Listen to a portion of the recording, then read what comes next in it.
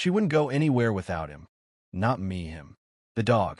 He slept in our bed, got more kisses than I did, and had his own seat at the dinner table. At first, I laughed. Then I begged. Then I almost left. But it wasn't until I learned why that I realized I never really knew the woman I married.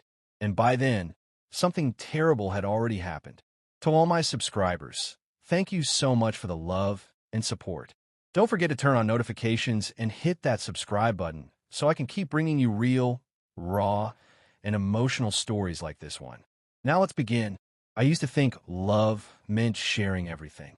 Your food, your time, your bed. But I never imagined I'd be sharing all that with a dog. My name's Ethan Green, and I live in Bend, Oregon, a quiet town where folks know each other and the dogs outnumber people. I'm 38, married, or at least I used to feel married. My wife's name is Kayla. She's a beautiful, bright woman who works as a freelance illustrator. We met at a bookstore cafe, both reaching for the same copy of To Kill a Mockingbird. She laughed. I let her take the book. That moment changed everything. At first, it was just the two of us, me and Kayla. Simple life, simple joys. Then she brought home a surprise one spring morning. I was frying eggs in the kitchen when she walked in holding this little fluff ball in her arms. Brown eyes, black coat, tail wagging like it had its own heartbeat.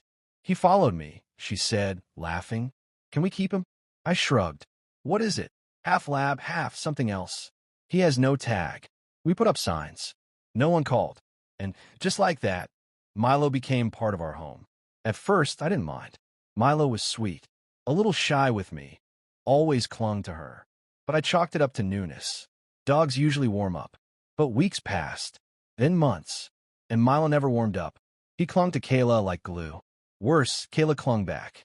I'd come home from work, expecting our usual routine. Kayla in the kitchen, wine glasses out, her sketch pad on the counter while I cooked. We used to laugh, talk about nothing, or plan little getaways. But now, every time I walked in the door, the first sound I heard was barking. And Kayla's voice, soft and high, speaking baby talk to Milo. Oh, who's mommy's baby? Who missed me? Huh. She'd whisper, crouched on the floor, kissing him between the ears. She didn't even look up. Hey, I'd say, I'm home. She'd glance over. Hey, babe. She'd reply, barely breaking her cooing. Did you feed him? I just walked in. Oh, right. No keys. No who. Just a quick pat on the arm like I was the UPS guy dropping off a package. Dinner became different too. She started cooking special meals for Milo.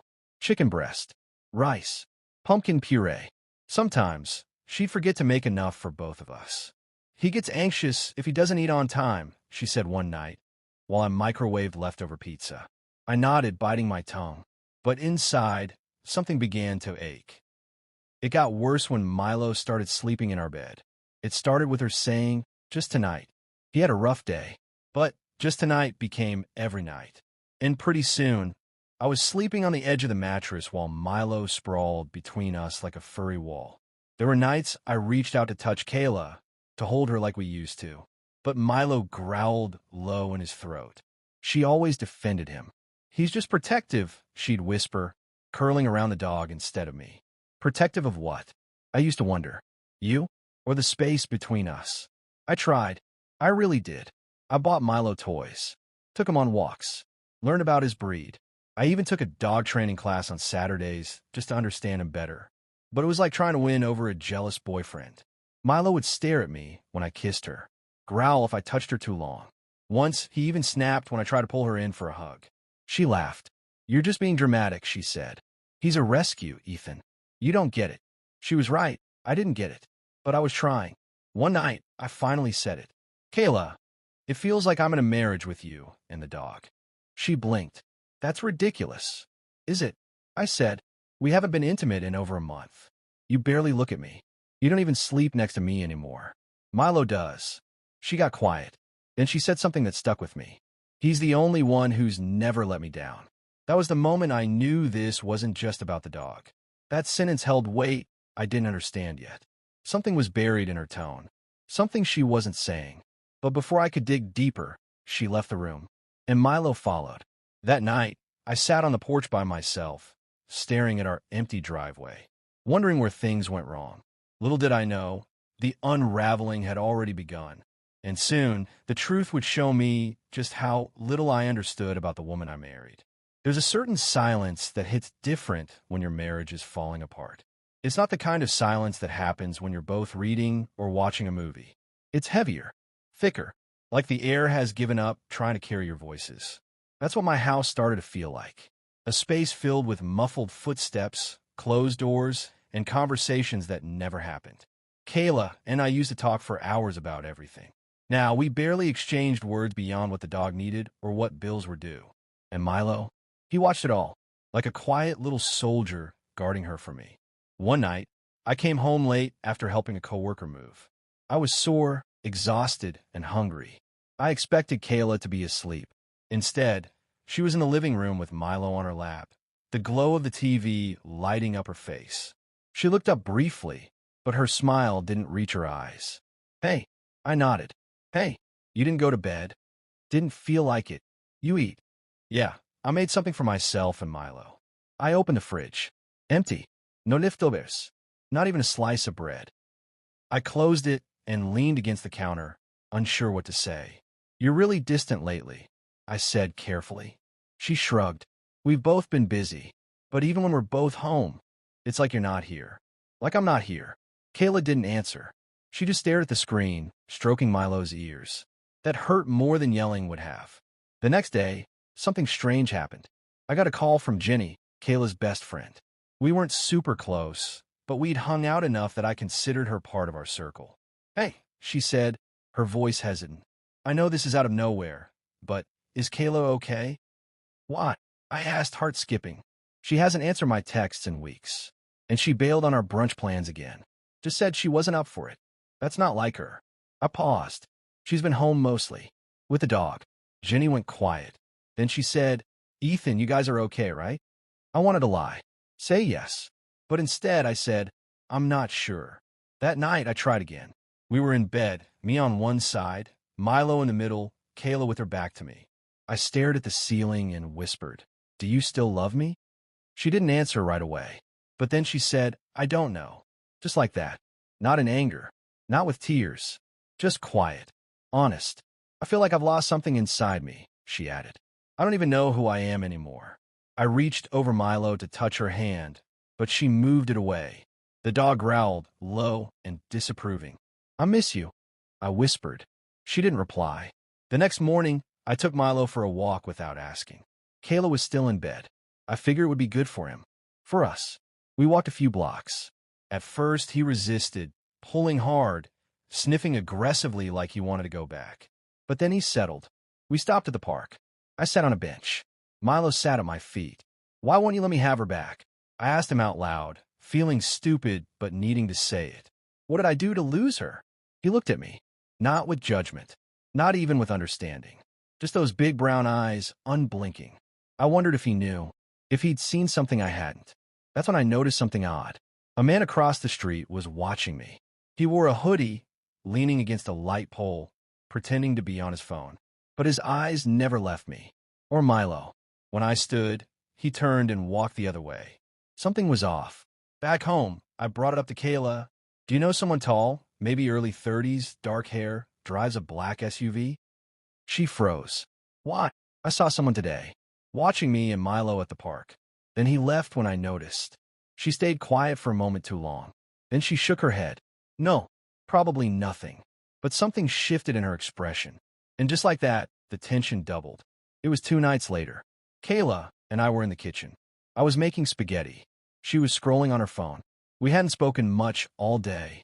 Then came a knock. Firm. Heavy. I opened the door. And standing there was the man from the park. "Milo's mine," he said, eyes cold. "And I want him back." You know that feeling when your heart drops? So, heart feels like it left your chest? That was me, standing there at my front door, staring at a stranger with steel in his eyes and a voice that didn't waver. "Milo's mine." That's what he said. And I almost laughed. Except, Kayla wasn't laughing. She came up behind me, froze, and the color drained from her face like a ghost had walked in. "You shouldn't be here," she said, her voice brittle. "I've waited long enough." The man's tone was calm, almost too calm. "You told me it was temporary, that you just needed time." Time? What was going on here? I turned to Kayla slowly. What is he talking about? She didn't answer. Her eyes were locked on him like a deer in headlights. Kayla, I repeated louder this time. Who is this? The man stepped in without being invited. Milo barked once, but didn't charge. He actually backed up, like he knew this man. My name's Trevor, he said, eyes still on Kayla. Milo was my dog, until she took him. My mind reeled. Kayla. I looked at her, waiting, no, begging, for some kind of explanation. She swallowed hard. He's my ex. From before you. I shook my head. You said you adopted Milo. I did. Just not in the way I told you. Trevor cut in. She walked out on both of us. One day she was there, the next she was gone. Took the dog. No warning. Nothing. I looked at Milo, then at her. Why would you lie? My voice cracked. Because I didn't want to lose him again, she whispered. Not Milo. Not after everything.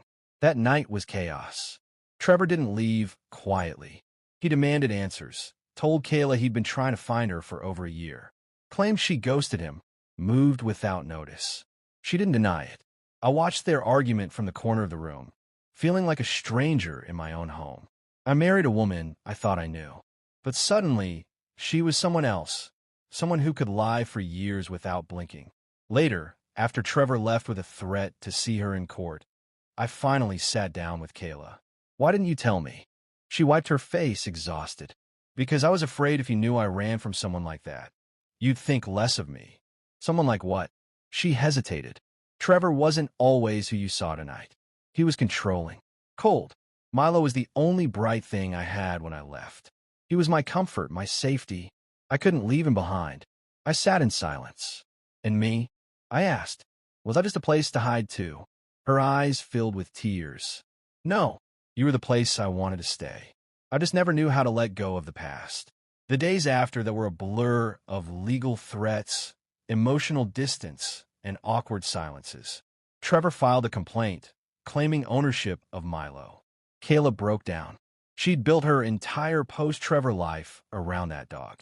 I started to see it all differently. Milo wasn't just a dog to her. He was her emotional tether, her anchor, maybe even the reason she could get up in the morning. But where did that leave me? One night, I sat with Milo on the back porch. He rested his head on my knee like he always did, and it hit me. I love this dog too. Not like she did, but in my own way. He wasn't just hers anymore. He was ours. A week after the confrontation, a letter arrived.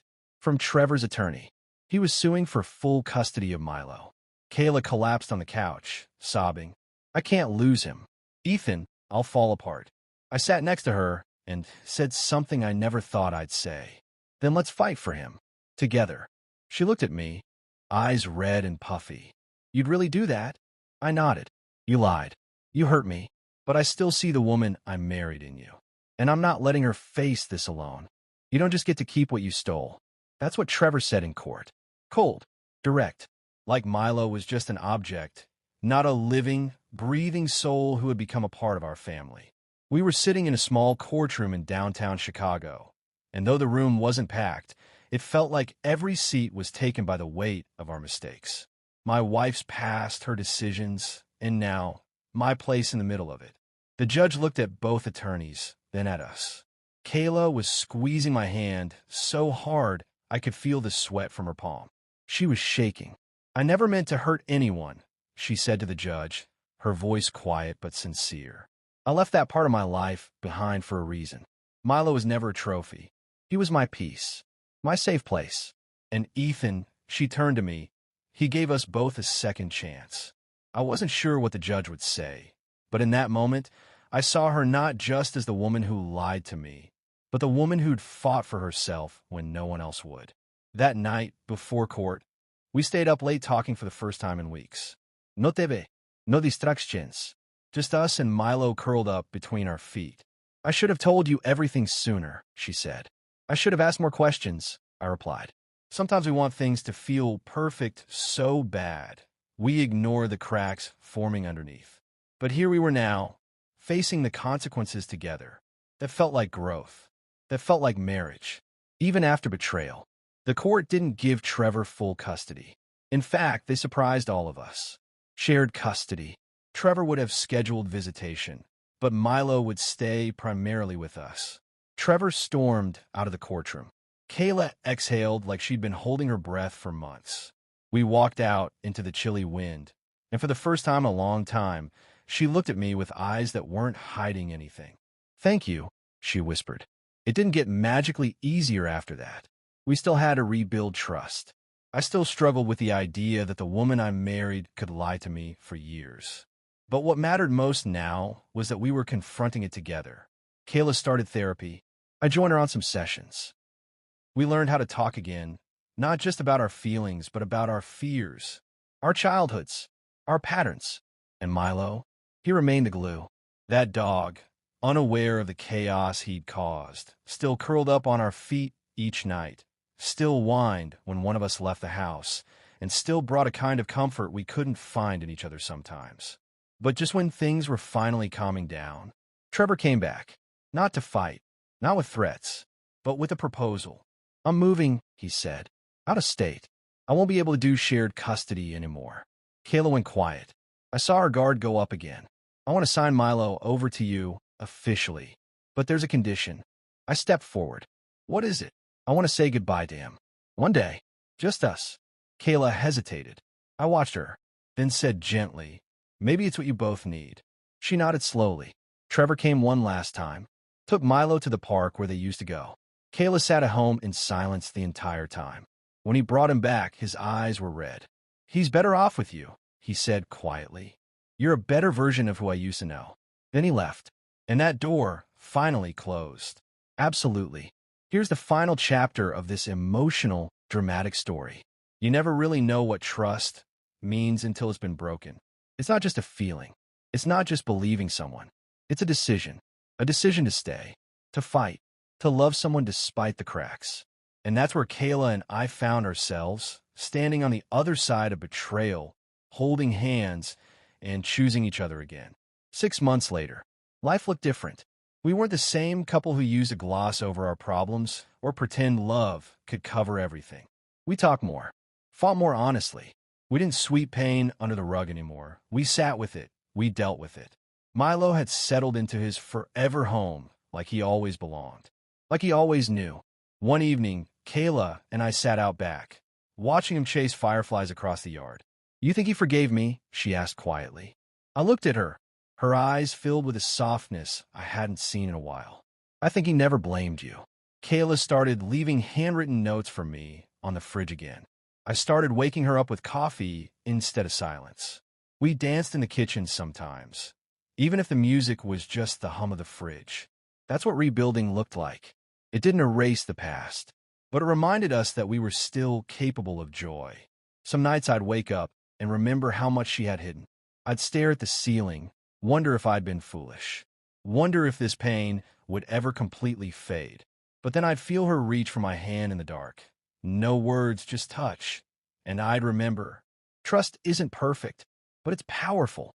I'll never forget what she said as we stood on our porch one cold morning, sipping coffee, Milo curled up between us like always.